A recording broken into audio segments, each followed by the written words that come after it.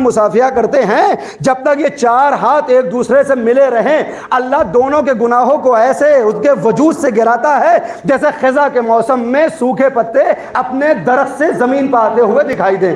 کہ چونکہ مومنوں کے اجتماع میں اللہ نے رحمت کو رکھا کہ پہلا کام یہ کرتا ہے کہ یہ چاہتا ہے کہ کسی طرح ان کے درمیان میں محبت پیدا نہ ہو, اس لیے کہ جب یہ آپس میں جمع ہوتے ہیں اس کو خوف ہوتا ہے کہیں یہ فوج خدا نہ بن جائے جو میرے مقابلے پر آ جائے. تو پہلا کام یہ کرے گا کہ آپس میں کینہ پیدا کرے گا. کا دوسرا کام کیا کرے گا آخر زمان میں؟ کا دوسرا کام یہ کرتا ہے کہ یہ رشتوں کو توڑواتا ہے. کاش توجہ ہو آپ, یہ رشتوں کو توڑوائے گا. کا کیسے رشتے؟ کا باپ اور بیٹے کا رشتہ ٹوٹا ہوا نظر آئے گا, زوجہ اور شوہر کا رشتہ توڑے گا, بھائی اور بھائی کے درمیان اختلاف پیدا کرے گا, پڑوسی اور پڑوسی کے درمیان افتراق اندازی کے نئے نئے حربوں کو استعمال کرے گا. پوچھا معصوم یہ بتائیے یہ رشتے کیوں توڑواتا ہے؟ کیا اس لیے کہ رشتے جتنے زیادہ مضبوط ہوتے ہیں, کاش متوجہ ہوں آپ, رشتے جتنے زیادہ مضبوط ہوں گے نسل اتنی باتربیت نظر آئے گی. دیکھیں یہ تو ہم نے مشاہدہ کیا ہے نا, میں نے کہا نا بہت پرانا نہیں ہوں مگر کم سے کم وہ زمانہ میں نے بھی دیکھا جب ہمارے گھروں کے اندر ایک گھر کے اندر کتنے افراد رہتے تھے, دادا بھی وہیں رہ رہا ہے, دادی بھی وہیں رہ رہی ہے, پھوپھا بھی وہیں رہ رہا ہے, پھوپھی بھی وہیں ہے, اور چچا بھی وہی, اور بڑے ابا بھی وہی, سارے افراد. تو اگر کوئی اس دنیا میں اس گھر کے اندر کوئی بچہ جنم لیتا تھا تو اس کے اوپر کتنی آنکھیں کام کرتی تھی. کہ صاحب دادا بھی دیکھ رہا ہے کوئی غلط کام نہ کرنے پائے, دادی بھی دیکھ رہی, پھوپھی بھی دیکھ رہی ہے, پھوپھا بھی دیکھ رہا ہے, چچا بھی دیکھ رہا ہے, بھائی بھی دیکھ رہا ہے. حتیٰ ہماری تربیت کا نظام یہ تھا کہ ہم نے محلے والوں سے کہہ رکھا تھا کہ ہمارا بچہ غلط جگہ پر دکھائی دے تو آپ کو پورا اختیار ہے, جیسے اپنے بچے کی تربیت کرتے ہیں ویسے میرے بچے کی تربیت کریں. تو عزیزو جب تک رشتے مضبوط تھے, تربیت یافتہ, آپ کو شکر ادا کرنا چاہیے کہ ابھی یہ تربیت یافتہ نسل ہماری نگاہوں کے سامنے ہے. اگر عالم یہی رہا تو ٹھیک آج سے 30 برس کے بعد کوئی ترقی یافتہ دور کہیں پہنچ جائے مگر تربیت یافتہ نسل نظر نہیں آئے گی. کیوں؟ کیونکہ رشتے ختم ہو گئے, باپ اور بیٹے کے درمیان اختلاف, زوجہ اور شوہر کے درمیان اختلاف. اور اب ہم نے جو اپارٹمانی زندگی گزارنا شروع کی ہے, بچہ ہمارا ہے مگر تربیت کے لیے صاحب پڑوسی تو چھوڑیے, اگر دادا بھی ٹوک دے, دادا تو چھوڑیے, یورپ نے جو ہمیں فرہنگ اور جو کلچر دیا ہے, اگر باپ بھی بیٹے کو ڈانٹ دے تو وہ 9-11 ملا کر کہتا ہے میرا باپ میرے اوپر ظلم کر رہا ہے.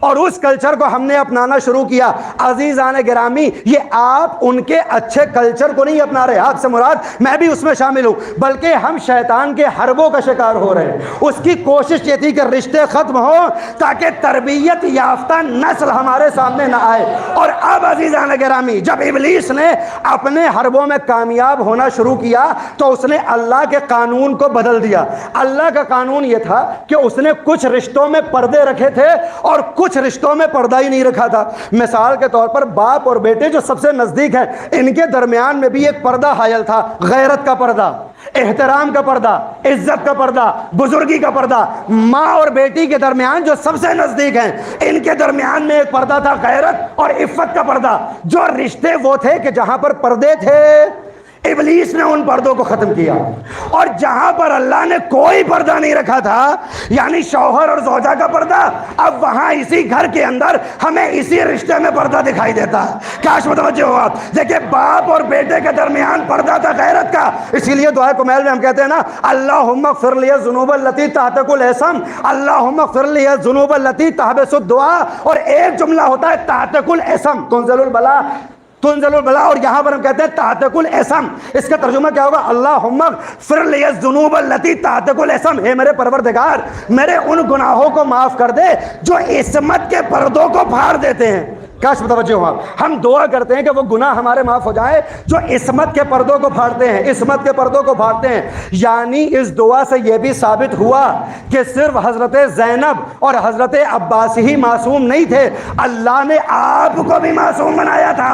ہم بھی جب دنیا میں آئے تو معصوم تھے مگر جب گناہ کیا عصمت کا پردہ پارا ہوا اور ہم عصمت سے باہر آ گئے. یہ جو آج کہا جاتا ہے کہ نا حضرت عباس معصوم ہے یا نہیں ہے, حضرت زینب معصومہ ہے یا نہیں, تو اس کا ایک جواب تو یہ ہے کہ یہ منصوص من اللہ نہیں ہے, اللہ کی نص ان کے اوپر نہیں ہے, 14 میں شامل نہیں.